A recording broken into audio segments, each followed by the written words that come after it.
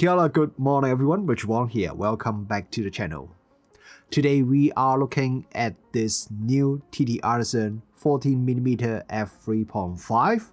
This is an autofocus wide-angle lens for APS-C cameras.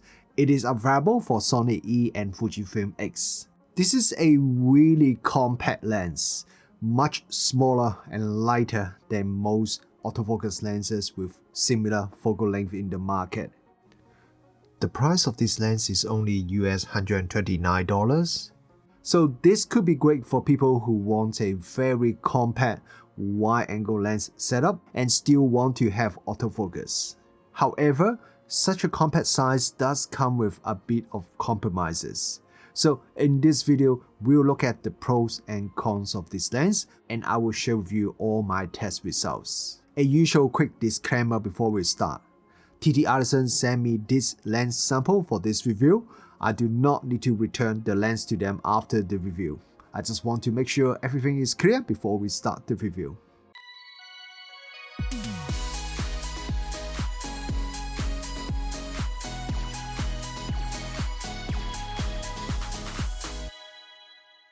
When I received this lens, I unboxed it and I saw the lens and I thought this lens looks very familiar. Then I realized the design, the size of this lens is almost exactly the same as TTArtisan's 27mm f2.8, which is also an APS-C autofocus lens. This lens is very compact. I would say it is a pancake lens. For a 14mm focal length lens, even though with f3.5 maximum aperture, which is not the fastest, the size is still much smaller than I expected. Most lenses in the market around this focal length are much bigger in size, so the compact size alone already make it a very interesting lens because there are not that many wide-angle lenses in the market are so compact, especially with autofocus. Even though the lens has a metal lens mount and has a pretty solid metal construction, the weight of this lens is still just under 100 grams. Combining it with the compact size makes it potentially a great lens for anyone who wants a lens that is easy to carry around for everyday or for travel. Of course, that is assuming the image quality is at least good enough, which we'll have a look at very soon. The lens also comes with a metal lens hood that you screw onto the lens. The lens hood feels very nice, but it's not a very deep lens hood, so I don't know how much lens flare protection that it can offer, but at least it can provide some good physical protection to the lens. This lens doesn't have any USB-C port on the lens, but just like some of the other recent TTArtisan autofocus lenses, the rear lens cap itself is a docking station with the USB-C connector, so you can use it to do firmware update. There's an aperture ring on the lens that has clicks. It is 3 clicks per stop from maximum aperture f3.5 to minimum aperture f16. There's also the A position for controlling the aperture from the camera instead. The filter thread is 39mm. This is not a weatherproof lens. There's no rubber seal on the lens mount, but this is pretty much expected considering the budget price. Overall, apart from it is not a weatherproof lens, the build quality and construction of this lens is really good for a lens that is under US $130. I'm not too sure if it's because... Okay, I'm now recording this part of the review about 2 months later than the rest of this review. And the reason is, when I did my original review, after I finished that, I told TTArtisan that I found the autofocus speed and performance of this lens is just not quite as good as the other TTArtisan lenses, and I also shared with them some of my test results. After they have reviewed my footage, they have decided they want to postpone the release because they want to work on and improve the autofocus performance. So after a few weeks, they gave me a new firmware and asked me to try it out, and this new firmware has significantly improved the autofocus performance. Autofocus is very fast without too much hunting in both photo and video mode. Focus breathing is still quite noticeable, but it is because of the optical design, so there's not much you can do with the firmware. But anyway, I'm really glad that TTArtisan decided to postpone the launch so that they can work on and improve the firmware.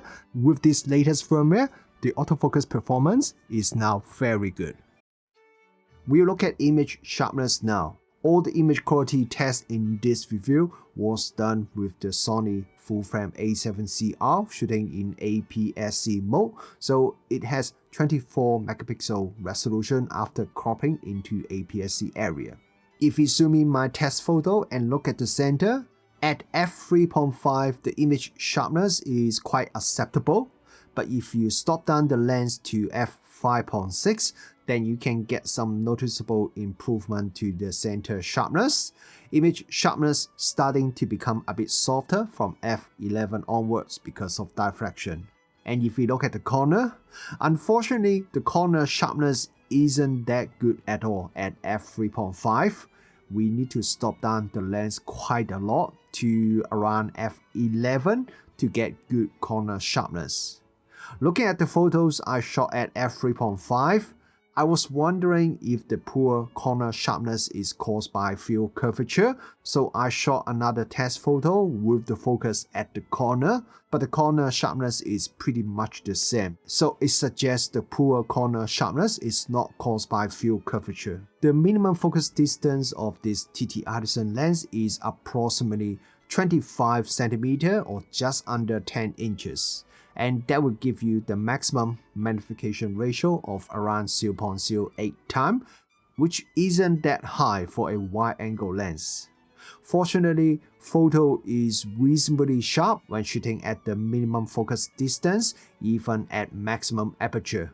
So you don't really have to stop down the lens when you are taking close-up photos. With the 14mm focal length, 25cm minimum focus distance, and f3.5 maximum aperture, you can't really dissolve the background too much when shooting with this lens, even when you're shooting at the minimum focus distance. You can only dissolve the background slightly, so we don't really need to talk about bokeh too much in this review. Even with the shading compensation enabled on my Sony camera, there is still some noticeable vignetting visible when shooting at the maximum aperture.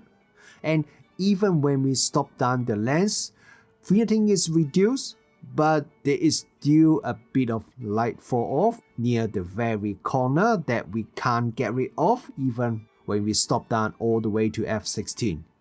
And if I turn off the shading compensation, then vignetting will be even more noticeable.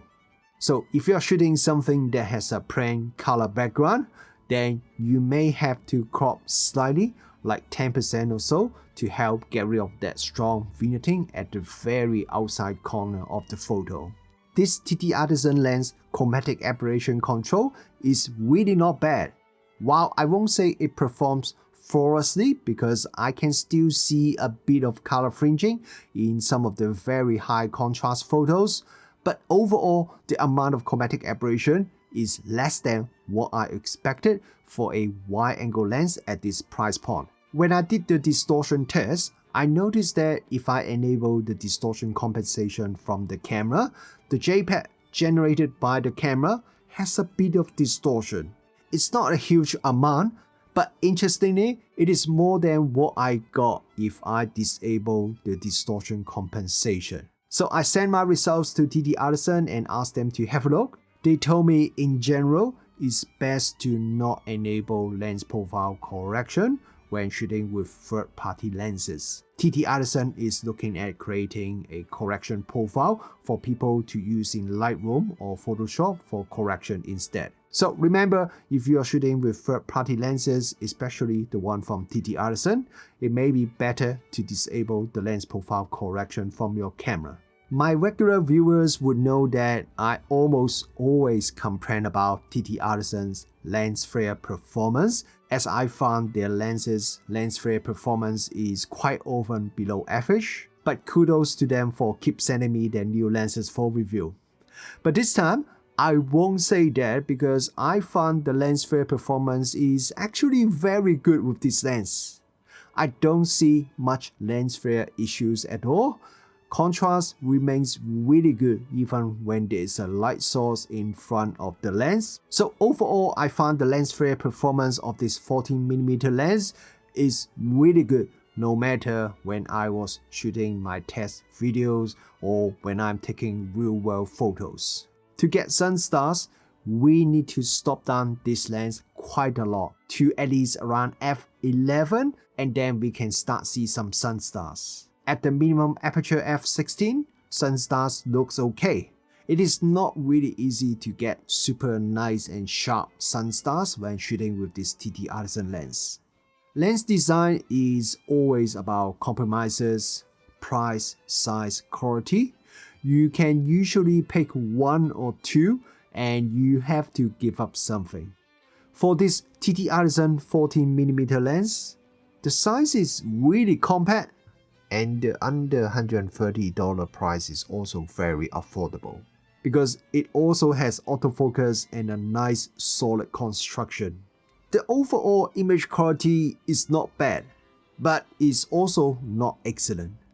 Corner sharpness and vignetting are two biggest weaknesses of this lens, especially vignetting, as stopping down the lens doesn't actually improve vignetting that much. I would say stopping down the lens to f16 makes vignetting even more noticeable at the very corner.